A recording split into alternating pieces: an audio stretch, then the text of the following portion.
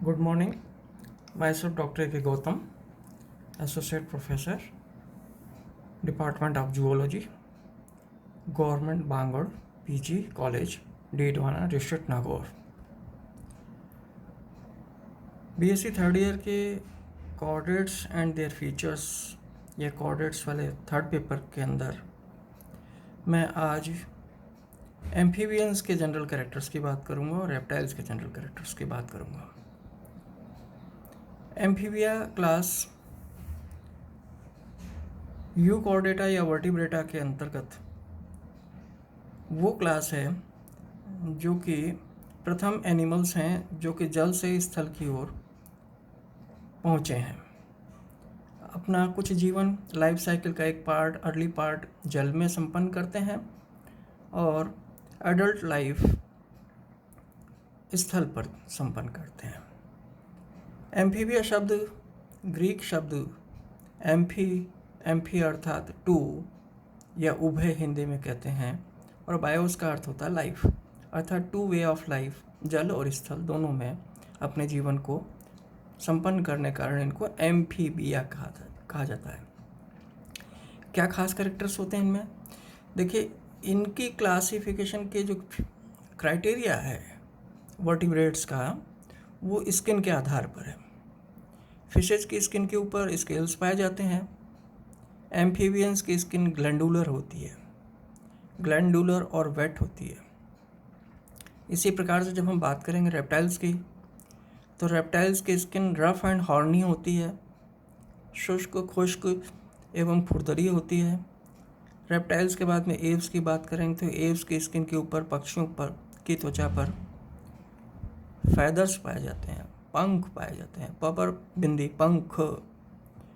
और जो फिशेज होती हैं उनके जो तैरने के लिए अपेंडिजेज होते हैं उनको पख कहते हैं, इंग्लिश में फिन्स कहते हैं।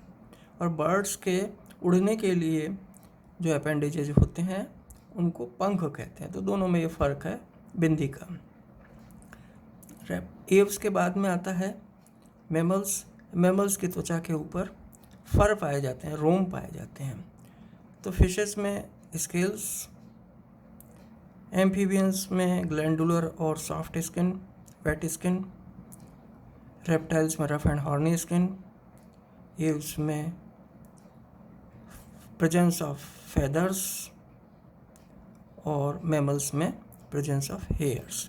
ये क्राइटेरिया है वर्टिब्रेट्स के क्लास लेवल पर क्लासिफिकेशन का। तो ये क्लियर हो गया। ग्लैंडुलर स्किन होती है, बहुत ज़्यादा इसके अंदर ग्रंथियाँ पाई जाती हैं त्वचा में। इनमें एक्जोस्केलेटन नहीं पाया जाता है। दूसरा पॉइंट है एक्जोस्केलेटन नहीं पाया जाता है। इसमें पेंटाडेक्टाइल लिम्स होते हैं, अर्थात पंचांगुली पाद होते हैं। लिम्स के अंदर 5 अंगुलियाँ होती हैं, 5 फिंगर्स होती हैं। रेस्पिरेशन गिल्स और लंग्स दोनों के द्वारा होता है। जल में जब होते हैं तो गिल्स के द्वारा होता है अर्ली लाइफ साइकिल के अंदर, लार्वल स्टेज में। और बहुत सारे एम्फीबियंस हैं, साइरिन है, नेक्टिवस है, एक्जोलोटल है, सैलामेंडर है। इनमें गिल्स एडल्ट में भी पाए जाते हैं। और एक्जोलोटल तो आप जानते ही हैं कि लार्वा है जो कि नियोटीनी ओपिडोजेनेसिस दोनों ही इसके अंतर्गत पाई जाती है। तो रेस्पिरेशन थ्रू गिल्स और लंग्स दोनों के द्वारा होता है। इसके बाद अगला कैरेक्टर है ब्रीडिंग। ब्रीडिंग यहाँ पर टेक प्लेस इन वाटर, जल के अंदर ब्रीडिंग होती है। हार्ट इनके अंदर 3 चैम्बर्ड होता है, एक ऑरिकल, 2 वेंट्रिकल्स इनके अंदर पाए जाते हैं, एक अलिंद और 2 निलय। तो हार्ट 3 चैम्बर्ड होता है।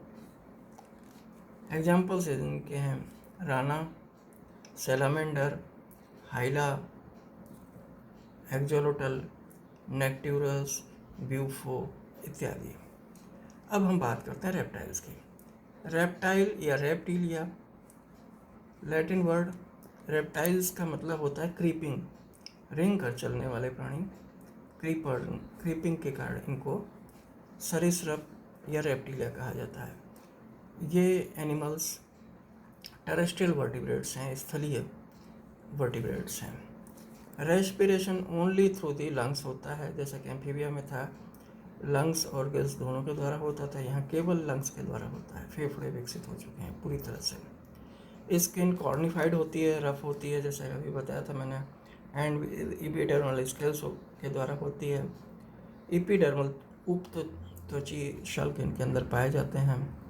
एंड आर्मर या एक आर्मर या डर्मल बोनी प्लेट्स पाई जाती हैं। एक कवचीय अस्थिल बोनी प्लेट, बोनी कवच पाया जाता है, और enclosed in a shell of bony plates. ये एक बोनी प्लेट्स के अंदर, जैसे कछुए वगैरह में, मगर में बोनी प्लेट्स से एनक्लोज्ड होते हैं। हार्ट 3 से 4 चेम्बर्ड होते हैं, 3 से 4 कोष्ठीय होते हैं। क्रोकोडाइल के अंदर कंप्लीट 4 कोष्ठीय हार्ट हो जाता है। योकी एग्स देते हैं, ये क्लिडॉइक एग्स इनके अंदर पाए जाते हैं। एम्ब्रियोनिक मेम्ब्रेन्स इनके अंदर पाई जाती है, और ये embryonic membranes form one of which is the amnion, अर्थात ये एमनियोटा के अंतर्गत सम्मिलित होते हैं। क्लासिफिकेशन में पूर्व में मैंने डिस्कस किया था एन एमनियोट्स और एमनियोट्स। तो रेप्टिलिया, एव्स और मेमल्स एमनियोट्स होते हैं, इनके अंदर एमनियोन पाई जाती है, जो कि एमनियोटिक फ्लूइड के अंदर एम्ब्रियो को तैरने का, स्विमिंग पूल का जैसा वातावरण प्रोवाइड करती है, जैसे कि भ्रूण सूखता नहीं है और झटकों से, शॉक से, भौतिक झटकों से बचाता है, डैमेज होने से बचाता है। एमनियोन का ये मेन फंक्शन है। अगला पॉइंट, ये कोल्ड ब्लडेड एनिमल्स होते हैं, पोइकिलोथर्मस होते हैं, अर्थात इनका तापक्रम वातावरण के तापक्रम के हिसाब से बदलता है। इसी कारण से एम्फीबिया और रेप्टिलिया दोनों के अंदर हाइबरनेशन पाया जाता है। ये इनके अंदर एक्टोथर्मल भी इनको कहते हैं। कोल्ड ब्लडेड पोइकिलोथर्मस या ectothermal, that is body temperature change with the climate. Example इनके हैं uromastix, snakes, turtle, tortoise, draco, crocodile, varanus etcetera इसके एग्जाम्पल्स हैं। रेप्टाइल्स के बाद में जो अगला क्लास है वो है एव्स का। एव्स के अंदर क्या खासियत होती है? लैटिन वर्ड एव्स का मतलब होता है बर्ड्स।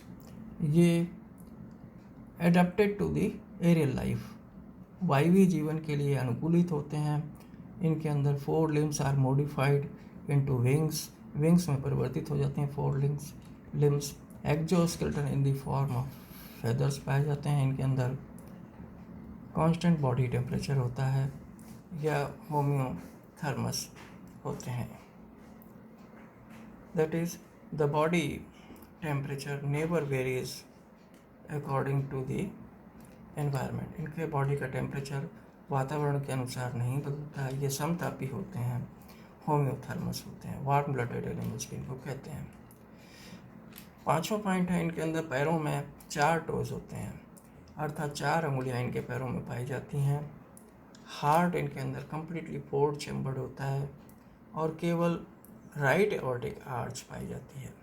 बहुत इंपॉर्टेंट कैरेक्टर है, इनके ब्लड सर्कुलेटरी सिस्टम के अंदर केवल दाहिनी एओर्टिक आर्च उपस्थित होती है, टीथ एब्सेंट होते हैं। आर्कियोप्टेरिस के अंदर, जो कि कनेक्टेड लिंक है रेप्टिलिया और एव्स के बीच के, उसके अंदर टीथ होते हैं, परंतु टीथ यहाँ आम बर्ड्स के अंदर, जो वर्तमान बर्ड्स हैं उनमें नहीं होते हैं, एब्सेंट होते हैं।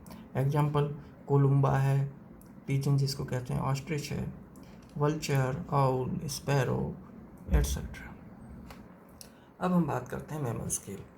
मैमल अर्थात मैमेलिया, जिसका कि लैटिन वर्ड मैनमलीस, MANMALIS, मैनमलीस का अर्थ होता है ऑफ द ब्रेस्ट, मतलब जिनके अंदर ब्रेस्ट पाया जाता है, स्तन पाए जाते हैं।